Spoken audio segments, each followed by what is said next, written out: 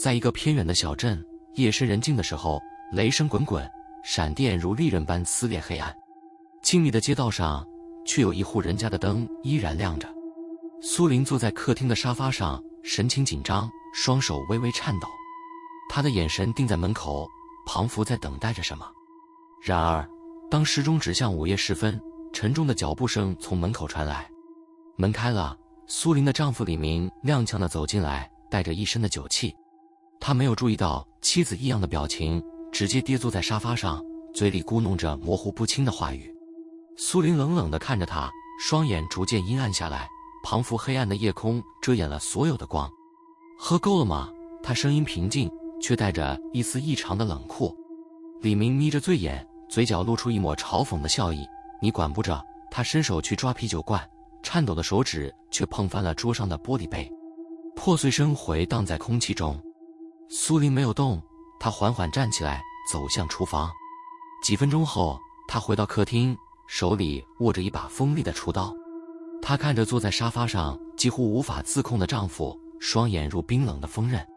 李明，你知道吗？他声音低沉，带着一种冷酷而决然的语气。你这些年来的背叛和谎言，我都看在眼里。李明闻言有些惊醒，试图站起身来，却因醉意无法保持平衡。他看着妻子手中的刀，眼中透出一丝惊慌。你要干什么？苏林并不回答，刀刃在灯光下闪烁着寒光。他一步步逼近李明，回忆着那些痛苦的夜晚，李明长期的冷漠、暴力，甚至在外面有了女人的证据，这些犹如锐利的针刺进他的内心。他的耐心早已耗尽，心中的爱意被仇恨和愤怒彻底吞噬。李明开始挣扎，却发现自己无法摆脱苏林的压制。他惊恐地注视着妻子的眼睛，发现那双眼中不再有任何一丝柔情，取而代之的是无情的愤怒。他张嘴想喊救命，但苏林的手已经迅速而准确地按住他的脖子，刀刃贴近他的肌肤。别怕，很快就结束了，他低声说，手中的刀毫不犹豫地刺入了李明的胸口。血液溅射，李明眼中的光芒迅速消失。苏林松开手，看着丈夫无力地倒在沙发上，胸口的血汩汩流出。她缓缓地站直身体，神情木然，仿佛所有的情感都被剥离殆尽。但就在这时，门外传来了一阵低沉的敲门声。苏林的身体僵住了，谁会在这个时间来访？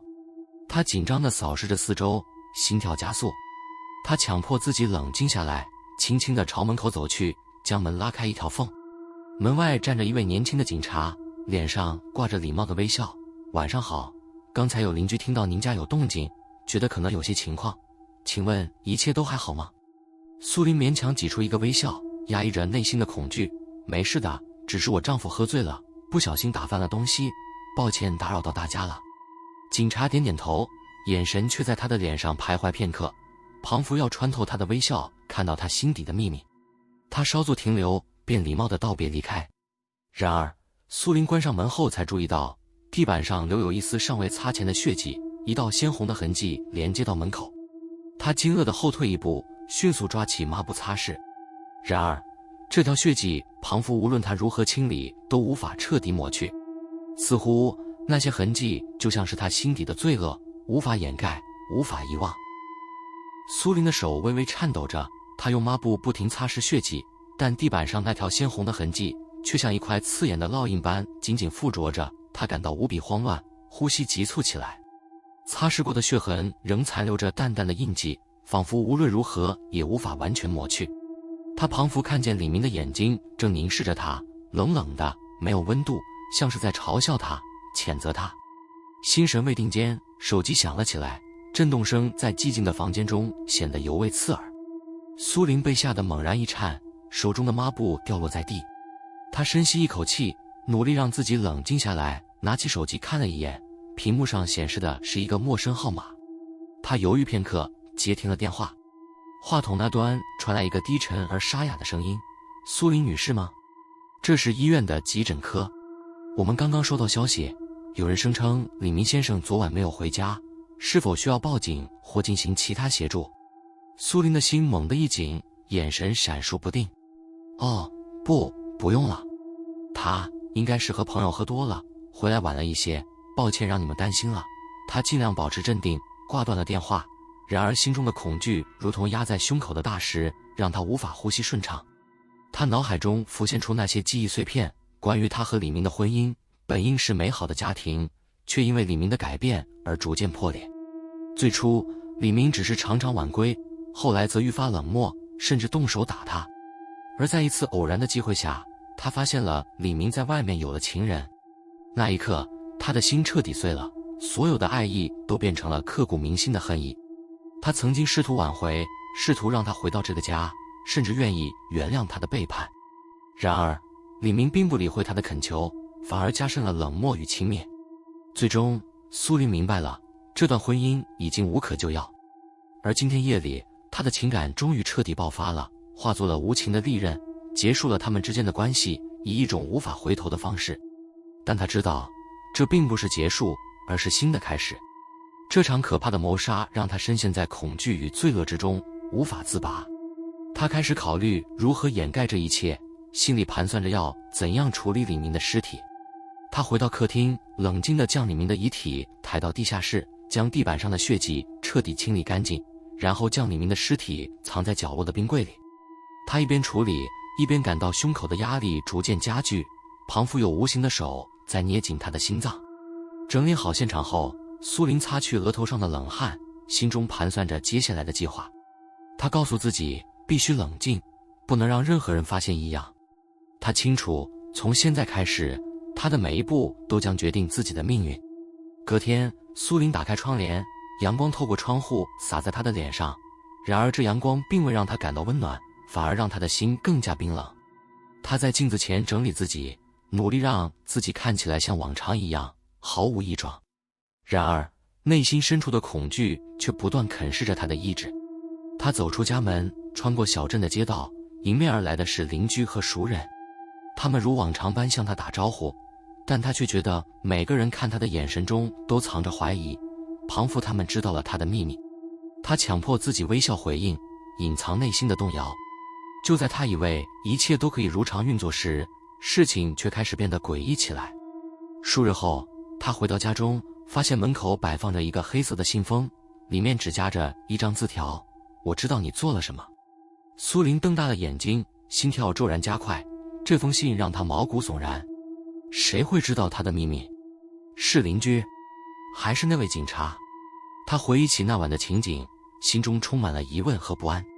他迅速将信封撕碎，扔进垃圾桶里，试图不去理会这件事。然而，这封信仿佛是对他的警告，让他夜不能寐。从那天开始，他的生活变成了一场无止境的惶恐与折磨。他无时无刻不感到有人在监视着他，甚至在夜深人静时，他仿佛听到李明的脚步声在屋内回荡。他的声音，他的笑容，他的痛苦，都如鬼魅般萦绕在他的耳边，让他无法入眠。不久后，他又收到了第二封信，这次内容更为具体：你的罪行将很快曝光。苏林感到头皮发麻，这封信的出现使他的心理防线迅速崩塌。他开始怀疑身边的每一个人，甚至连平日对他友善的邻居都让他充满戒心。他努力掩饰内心的不安，然而每个细微的声音和阴影都让他惊慌失措。无论是电话铃声还是门外的脚步声，他都感到心惊胆战，仿佛有一只无形的手在不断逼近他，让他无处可逃。最终，苏林无法承受这样的压力，决定寻找那些信件的来源。他试图跟踪那些可疑的人影，甚至亲自去探访一些他怀疑的邻居。然而所有人都一脸疑惑，对他的问题毫不知情。他的行为逐渐变得怪异，甚至被周围人视为精神失常。然而他内心知道，这并不是他的错觉，那些信件确实在一步步逼近他的崩溃。某个深夜，苏林在整理房间时，意外地发现了一张旧照片。照片上是他和李明的合照，那时的他们还是刚结婚的模样，笑容纯真。照片的背面写着永远在一起。那一刻，苏林感到一阵剧烈的心悸，他彷佛看见李明站在他面前，冷冷地望着他。他的脸上带着一抹诡异的微笑，似乎在嘲笑他的懦弱，谴责他的背叛。苏林崩溃地尖叫起来，将照片撕得粉碎。然而他无法摆脱那张照片所带来的阴影。之后的日子，苏林的精神状态愈发恶化，他无法控制自己的情绪，甚至出现了幻觉。他总能听到李明的声音在耳边低语，怨恨地质问着他：为什么要这么做？你的爱哪去了？这些声音让苏林几乎发狂，他开始怀疑自己是否已经疯了。他无法忍受这种精神上的折磨，最终他决定向警方自首。他走进警局，声音颤抖地向值班警察说出他的罪行，交代了自己杀害丈夫的经过。然而，当警察开始调查他的家中时，却发现冰柜里根本没有尸体，地下室也没有任何异常的痕迹。警方调查过程中也未找到任何他所描述的证据。警方认为他的陈述毫无根据，甚至怀疑他是否因压力而产生幻觉。最终，苏林被诊断为患有严重的妄想症，送往了精神病院。他的世界变得扭曲，现实与幻想不再有明确的界限。他在病床上蜷缩着，耳边依然回响着李明的声音，低语着，诅咒着：你将永远无法逃离我的身边。在他的意识深处，李明的身影永远存在，庞福是他罪恶的印记，无法抹去，也无法逃避。喜欢这则故事的话，记得订阅，开启小铃铛，才不会错过每晚间的恐怖小故事哦。